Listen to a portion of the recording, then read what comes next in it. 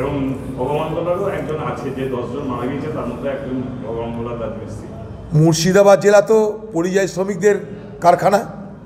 কিছু পান আর না পান, মুর্শিদাবাদ জেলায় পরিযায়ী শ্রমিক পাবেন। সে আরব দুনিয়া হোক, সে ভারতবর্ষের যে কোনো রাজ্য হোক, কলকাতা হোক, সব জায়গাতে পরিযায়ী শ্রমিক পাবেন। আর বেশিরভাগ জায়গাতে পরিযায়ী শ্রমিকদের একটা বড় অংশ তারা নির্মাণ কার্যে সামিল হয়।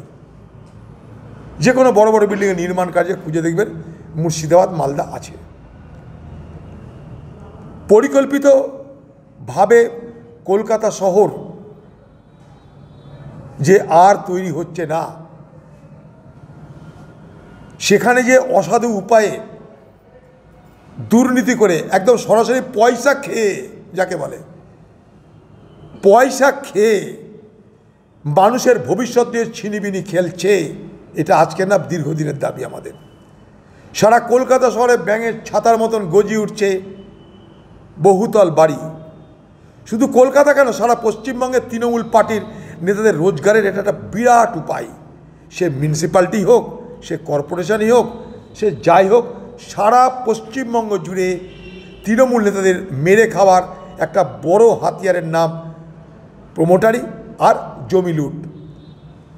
জমি লুট আর প্রমোটারি, দিদি এই দুটো সুযোগ দিয়েছে বাংলার তৃণমূলের নেতাদের মেরে খাওয়ার জন্যে। সবাই যখন মেরে খাচ্ছে, মেয়র সাহেব সে কি বসে থাকবে? সেও বসে থাকবে না। তাই তার পাড়ায়, তার নিজের চোখের সামনে আইনকে বৃদ্ধাগুষ্য দেখিয়ে যা খুশি তাই করেছে। 9টা মানুষের মৃত্যু, আরও কত মৃত্যু হবে জানি না, মৃত্যুর মিছিল চলছে।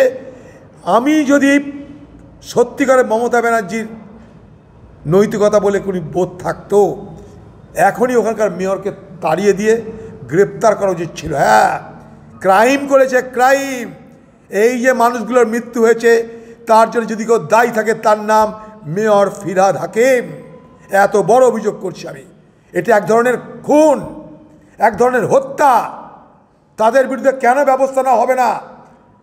যাদের দায়িত্বে আজকে কলকাতা শহর, যার পাড়ায় মাল্টি স্টোরের বিল্ডিং উঠছে, নিয়মকে, আইনকে বৃদ্ধাঙ্গুষ্ঠ দেখিয়ে, ভদ্রতা থাকলে, নৈতিকতা থাকলে তার এখনই পদ থাকার উচিত ছিল।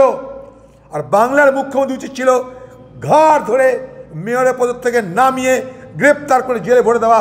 এই মৃত্যুর জন্যে, রমজানের মাসে এই মৃত্যুর জন্য দায়ী ফিরহাদ হাকিম। পবিত্র রমজান মাসে এতগুলো মানুষের জীবন কেড়ে নিল ফিরহাদ হাকিম।